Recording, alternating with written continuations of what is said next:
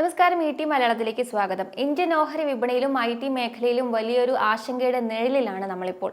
കഴിഞ്ഞ ഒരു വാരത്തിനുള്ളിൽ മാത്രം ഇന്ത്യൻ IT കമ്പനികളുടെ നിക്ഷേപകർക്ക് നഷ്ടപ്പെട്ടത് 4.5 ലക്ഷം കോടി രൂപയാണ്. ഇൻഫോസിസ്, TCS, വിപ്രോ തുടങ്ങിയ വമ്പന്മാരുടെ ഓഹരികൾ കൂപ്പുകുത്തുകയാണ്. ഇന്ത്യയുടെ അഭിമാനമായ $250 ബില്യൺ സോഫ്റ്റ്വെയർ സേവന വ്യവസായം കടുത്ത പ്രതിസന്ധിയിലൂടെയാണ് കടന്നുപോകുന്നത്. കഴിഞ്ഞ 8 ട്രേഡിംഗ് സെഷനുകളായി മാത്രം ഏകദേശം 5.7 ലക്ഷം കോടി രൂപയുടെ വിപണി മൂല്യമാണ് കമ്പനികളുടെ ഇല്ലാതായത്.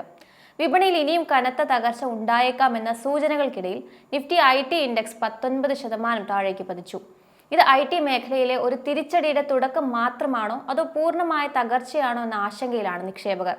ഈ തകർച്ചയിൽ പ്രമുഖ കമ്പനികളെല്ലാം വലിയ തിരിച്ചടി നേരിട്ടു.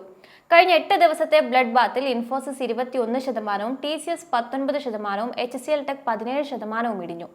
വിപ്രോയ്ക്കും ടെക് മഹീന്ദ്രയ്ക്കും തങ്ങളുടെ മൂല്യത്തിന്റെ 13% നഷ്ടമായി. TCS ഓഹരികൾ 2024 ഓഗസ്റ്റിലെ സർവകാല റെക്കോർഡിൽ നിന്ന് 44% ഇടിഞ്ഞിരിക്കുന്നത്. ഇതോടെ TCSന്റെ വിപണി മൂല്യം 10 ലക്ഷം കോടി രൂപയ്ക്ക് താഴെയായി. 2020 ഒക്ടോബറിന് ശേഷം ഇതാദ്യമായാണ് കമ്പനി ഇത്രയും വലിയ താഴ്ചയിലേക്ക് വരുന്നത്. ഇന്ന് വ്യാപാരത്തിനിടയിൽ ഇൻഫോസിസ് 7% ഇടിഞ്ഞപ്പോൾ TCS, HCL ടെക്, വിപ്രോ തുടങ്ങിയ ഓഹരികൾ 5% വരെ താഴേക്ക് പോയി. AI ഈ മേഖലയെ എന്നേക്കുമായി മാറ്റുകയാണോ? നമുക്ക് പരിശോധിക്കാം. നമുക്കറിയാം, ഈ തകർച്ചയ്ക്ക് പിന്നിലെ ഏറ്റവും വലിയ വില്ലനായി വിശേഷിക്കപ്പെടുന്നത് ആർട്ടിഫിഷ്യൽ ഇന്റലിജൻസിന്റെ അതിവേഗത്തിലുള്ള വളർച്ചയാണ്. പ്രത്യേകിച്ച് ആന്ത്രോപിക് എന്ന കമ്പനി പുറത്തിറക്കിയ ക്ലൗഡ് 4.6, ക്ലൗഡ്, കോവർക്ക് എന്നീ AI ടൂളുകൾ IT ലോകത്ത് വലിയ ചലനമുണ്ടാക്കി.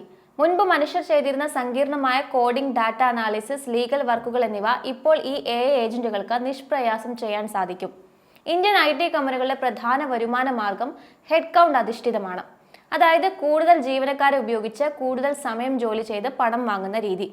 എന്നാൽ AI വരുന്നതോടെ കുറഞ്ഞ ആളുകളെ ഉപയോഗിച്ച് വേഗത്തിൽ ജോലി തീർക്കാൻ സാധിക്കുന്നു. ഇതിനെയാണ് അനലിസ്റ്റുകൾ സാസ്പോകാലിപ്സ് എന്ന് വിളിക്കുന്നത്. ക്ലയന്റുകൾ ഇപ്പോൾ ഔട്ട്കം ബേസ്ഡ് പ്രൈസിംഗിലേക്ക് മാറുകയാണ്. അതായത് ജോലിക്കെടുക്കുന്ന സമയത്തിനല്ല, മറിച്ച് ഫലത്തിനാണ് അവർ പണം നൽകുന്നത്. ഇത് കമ്പനികളുടെ വരുമാനത്തെയും ലാഭത്തെയും ബാധിക്കുമെന്ന പേടിയാണ് ഓഹരി വിപണിയിൽ പ്രതിഫലിക്കുന്നത്. എന്നാൽ എല്ലാ വിദഗ്ധരും ഇതിനെ ഒരു തകർച്ചയായി കാണുന്നില്ല. ജെഫറീസ്, JP മോർഗൻ തുടങ്ങിയ ചില ബ്രോക്കറേജുകൾ പറയുന്നത് ഇതൊരു പരിവർത്തനത്തിന്റെ കാലഘട്ടമാണ് എന്നാണ്. മുൻപ് ക്ലൗഡ് കമ്പ്യൂട്ടിങ്ങും ഡിജിറ്റൽ ട്രാൻസ്ഫോർമേഷനും വന്നപ്പോഴും IT മേഖല തകരുമെന്നും പലരും കരുതിയിരുന്നു. പക്ഷേ അത് പുതിയ അവസരങ്ങളാണ് നൽകിയത്. AI വരുന്നതോടെ കമ്പനികൾക്ക് കൂടുതൽ കാര്യക്ഷമതയോടെ പ്രവർത്തിക്കാൻ സാധിക്കും. പക്ഷെ പഴയ രീതിയിൽ മാത്രം തുടരുന്ന കമ്പനികൾക്ക് നിലനിൽപ്പ് ബുദ്ധിമുട്ടാകും. അതായത് ഇന്ത്യൻ IT കമ്പനികൾ തങ്ങളുടെ ബിസിനസ് മോഡൽ മാറ്റേണ്ട സമയമായിരിക്കുന്നു എന്നർത്ഥം. കോഡിംഗ് ഫാക്ടറി എന്ന നിലയിൽ നിന്ന് AI അധിഷ്ഠിത സൊല്യൂഷനുകൾ നൽകുന്ന കേന്ദ്രമായി ഇന്ത്യ മാറേണ്ടതുണ്ട്. നിക്ഷേപകർ ഇപ്പോൾ ഈ മേഖലയിൽ വളരെ ശ്രദ്ധയോടെ മാത്രം പണം മുടക്കുക. ഇതൊരു തകർച്ചയാണോ അതോ പുതിയൊരു തുടക്കമാണോ എന്ന് വരും മാസങ്ങളിലെ കണക്കുകളിൽ നിന്ന് വ്യക്തമാകും. VK വിജയകുമാർ പറയുന്നത് IT മേഖല ഇപ്പോൾ പരിഭ്രാന്തിയിലൂടെയാണ് കടന്നു പോകുന്നത് എന്നാണ്. എന്നാൽ ഇപ്പോൾ ഓഹരികൾ വിറ്റൊഴിക്കുന്നത് ബുദ്ധിപരമായ തീരുമാനമായിരിക്കില്ല. IT മേഖല ഇന്ത്യയുടെ ലാഭവിഹിതത്തിന്റെ വലിയൊരു പങ്കാണ്. അതിനാൽ കാത്തിരുന്ന് കാണുക അഥവാ വെയിറ്റ് ആൻഡ് വാച്ച് എന്ന നയമാണ് അദ്ദേഹം നിർദ്ദേശിക്കുന്നത്. വിസ്ത ഇക്വിറ്റി പാർട്ട്നേഴ്സിന്റെ റോബർട്ട് സ്മിത്ത് വിപണിയിലെ ഈ ചാഞ്ചാട്ടം കേവലം നിക്ഷേപകരുടെ ആശങ്കകൾ കൊണ്ട് മാത്രമാണ്, അല്ലാതെ കമ്പനികളുടെ ഫണ്ടമെന്റൽ പെർഫോമൻസ് മോശമായതുകൊണ്ടല്ല എന്നാണ് വിലയിരുത്തുന്നത്. AI സോഫ്റ്റ്വെയറുകളെ ഇല്ലാതാക്കുകയല്ല, മറിച്ച് കൂടുതൽ മെച്ചപ്പെടുത്തുകയാണ് ചെയ്യുക എന്ന് അദ്ദേഹം വിശ്വസിക്കുന്നു. ഗോൾഡ്മാൻ സാക്സിലെ ഡേവിഡ് സോളമൻ പറയുന്നത് നിക്ഷേപകർ അമിതമായി പ്രതികരിക്കുകയാണ് എന്നും എല്ലാ കമ്പനികളെയും AI ദോഷകരമായി ബാധിക്കില്ലെന്നും അദ്ദേഹം ചൂണ്ടിക്കാണിക്കുന്നു. പക്ഷേ ശക്തമായ കമ്പനികൾ ഇതിനെ അതിജീവിക്കും എന്നാണ് അദ്ദേഹം വിലയിരുത്തുന്നത്. അതേസമയം കൊട്ടക് നിയോയിലെ സുമിത് പൊഖാർന പുതിയ AI സാങ്കേതിക വിദ്യകൾ വരുന്നതോടെ മനുഷ്യപ്രയത്നം കുറയുകയും അത് IT കമ്പനികളെ വരുമാനത്തെ ബാധിക്കുകയും ചെയ്യുമെന്ന ആശങ്ക നിലനിൽക്കുന്നുവെന്നും ചുരുങ്ങിയ കാലയളവിൽ ഇത് കാര്യമായ ആഘാതം ഉണ്ടാക്കില്ലെങ്കിലും അടുത്ത 5 മുതൽ 7% വരെ വരുമാനത്തെ ബാധിച്ചേക്കാമെന്നുമാണ് വിലയിരുത്തുന്നത്. അതിനാൽ നല്ല ഓഹരികൾ കുറഞ്ഞ വിലയിൽ വാങ്ങാൻ മികച്ചൊരു അവസരം വരുന്നതുവരെ നിക്ഷേപകർ കാത്തിരിക്കുന്നതാണ് ഉചിതമെന്ന് അദ്ദേഹം വ്യക്തമാക്കി. മോത്തിലാൽ ഒസ്വാളിലെ സിദ്ധാർത്ഥ ഗെയിംക പറയുന്നത് നിലവിൽ ഓഹരികളുടെ മൂല്യം ആകർഷകമായ നിലയിലാണ് എന്നാണ്. IT ഇൻഡെക്സ് 19% ഇടിഞ്ഞതോടെ മിക്ക ഓഹരികളും അവയുടെ ശരാശരി വിലയേക്കാൾ താഴെയായി. ഹ്രസ്വകാലത്തേക്ക് തകർച്ച തുടരാമെങ്കിലും ദീർഘകാല നിക്ഷേപകർക്ക് ഇതൊരു മികച്ച അവസരമാകാം. അജയ് ബാഗയെ പോലുള്ള വിദഗ്ധർ പറയുന്നത് IT കമ്പനികൾ തങ്ങളുടെ ബിസിനസ് രീതി മാറ്റണമെന്ന് തന്നെയാണ്. മുമ്പ് സമയത്തിന് പണം വാങ്ങിയിരുന്ന രീതിയിൽ നിന്ന് ഫലത്തിന് പണം വാങ്ങുന്ന രീതിയിലേക്ക് കമ്പനികൾ മാറേണ്ടി വരും. ഈ മാറ്റം എങ്ങനെ സംഭവിക്കുമെന്നതിൽ വ്യക്തത വരുന്നതുവരെ പുതിയ നിക്ഷേപങ്ങളിൽ നിന്ന് മാറി നിൽക്കുന്നതാണ് സുരക്ഷിതം.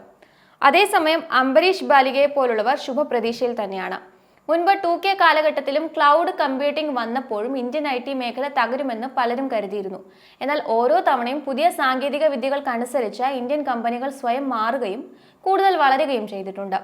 AI കാര്യത്തിലും ഇത് തന്നെ സംഭവിക്കാമെന്ന് അദ്ദേഹം വിശ്വസിക്കുന്നു. നിക്ഷേപകർ പരിഭ്രാന്തി മൂലം ഓഹരികൾ വിൽക്കുന്നത് ഒഴിവാക്കുക. വിപണി ഒന്ന് ശാന്തമാകുന്നതുവരെ കാത്തിരിക്കുക. മാത്രമല്ല, ഗുണമേന്മയുള്ളതും മികച്ച പ്രവർത്തന റിപ്പോർട്ടുകൾ പുറത്തുവിട്ടതുമായ IT ഓഹരികളിൽ വില കുറഞ്ഞു നിൽക്കുന്ന സമയത്ത് ദീർഘകാല നിക്ഷേപത്തിനായി പരിഗണിക്കാവുന്നതാണ്. IT മേഖലയിൽ ചാഞ്ചാട്ടം തുടരുമ്പോൾ ഓട്ടോമൊബൈൽ പോലുള്ള മറ്റ് ശക്തമായ മേഖലകളിൽ നിക്ഷേപം നടത്തുന്നത് ഗുണകരമായേക്കാമെന്നും പറയുന്നുണ്ട്. IT ഓഹരികളുടെ ഇപ്പോഴത്തെ വീഴ്ച താൽക്കാലികമായ ഒന്നായാണ് വിദഗ്ധർ കാണുന്നത്. AI ഉണ്ടാക്കുന്ന മാറ്റങ്ങളെക്കുറിച്ച് കൃത്യമായ ധാരണ വരുന്നതുവരെ വിപണിയിൽ ഈ അസ്ഥിരത തുടർന്നേക്കാം. അതിനാൽ ധൃതിപ്പെട്ട് തീരുമാനങ്ങൾ എടുക്കാതെ നല്ല ഓഹരികൾ കൈവശം വെക്കുന്നത് ദീർഘകാലാടിസ്ഥാനത്തിൽ ഗുണം ചെയ്യും.